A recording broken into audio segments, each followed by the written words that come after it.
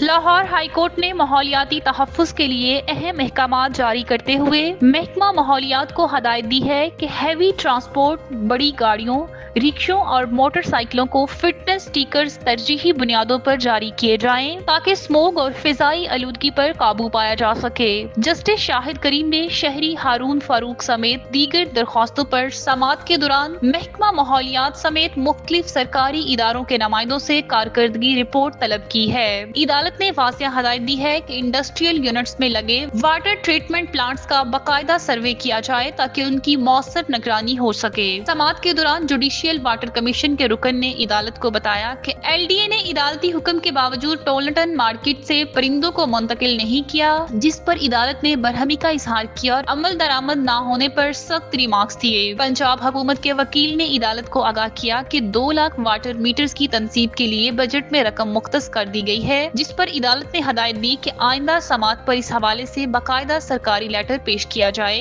عدالت نے traffic wardens کو ہیلتھ الاؤنس نہ دینے پر بھی تحفظات کا اظہار کیا اور محکمہ فائنانس کو تنقید کا نشانہ بناتے ہوئے کہا ہے کہ جنہیں الاؤنس ملنا چاہیے انہیں نہیں دیا جا رہا۔